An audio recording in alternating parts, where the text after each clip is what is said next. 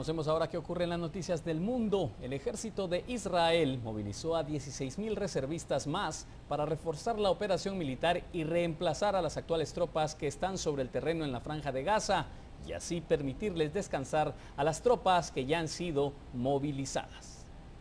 Con esta cifra aumentará el número de reservistas a un total de 86.000, según informó el portavoz de las Fuerzas Armadas israelíes. El primer ministro de Israel, Benjamín Netanyahu, reiteró que su intención es destruir todos los túneles construidos por Hamás para entrar en territorio israelí con o sin alto el fuego. Frente al Gabinete de Seguridad de Israel, el primer ministro detalló no aceptará ninguna propuesta que no permita al ejército completar esta importante labor en nombre de la seguridad de Israel. El despliegue de este nuevo grupo de soldados inicia hoy y es otra señal más que el gobierno de Netanyahu no busca de momento frenar la ofensiva sobre Gaza.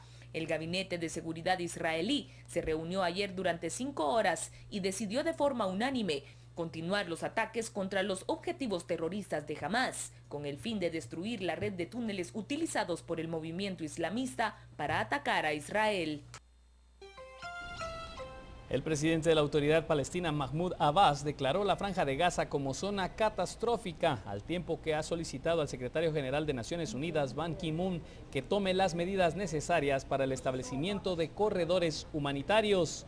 Abbas pidió urgentemente al secretario que haga los esfuerzos necesarios para establecer corredores humanitarios en la franja, para facilitar la entrega y acceso de ayuda humanitaria y para crear un espacio humanitario donde las familias desplazadas puedan tener seguridad ante los bombardeos israelíes.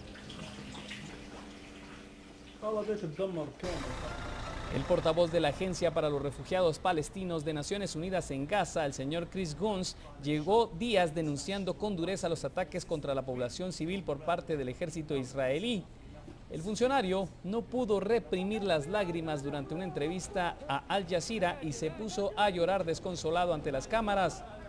Dijo, los derechos de los palestinos, incluso los de sus hijos, han sido negados a la mayor parte y es terrible, afirmó con la cara desencajada y justo antes de romper en llanto. Ya son 1.361 muertos y 7.500 heridos en Gaza. El 80% de ellos son civiles, según los cálculos de la ONU, desde que se inició la ofensiva israelí contra el lanzamiento de cohetes de Hamás.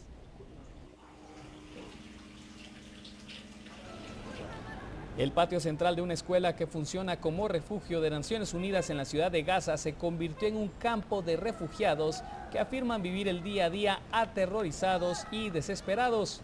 Cientos de personas viven sin poder trabajar y los niños juegan en los pasillos mientras sus padres permanecen a la sombra, llenos de ansiedad de lo que en cualquier momento pueda suceder y sobre todo cuando suenan las alarmas.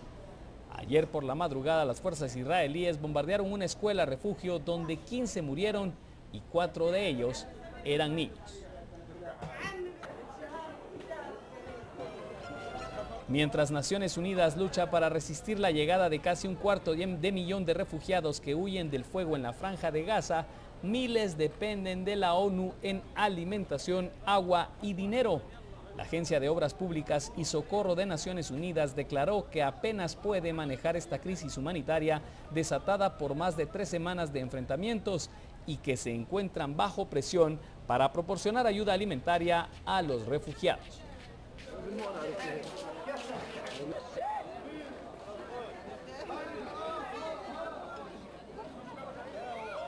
El Pentágono envió municiones adicionales a Israel por petición del gobierno israelí que mantiene su ofensiva contra la milicia de Hamás en Gaza y pese a las peticiones de alto al fuego de Washington y las críticas por las muertes de civiles. En un comunicado, el portavoz del Pentágono confirmó las informaciones sobre el envío de más municiones desde Estados Unidos a Israel a petición de las fuerzas de defensa de ese país. La venta de municiones está establecida para casos de emergencia en el llamado Inventario de Reservas de Munición de Guerra de Israel, por valor de más de $1.000 millones y que permite a los israelíes disponer de municiones de manera urgente. Entre la diversa munición provista se encuentra la necesaria para lanzagranadas y piezas de morteros, como la artillería que provocó ayer la muerte de 19 personas en una escuela refugio de Naciones Unidas.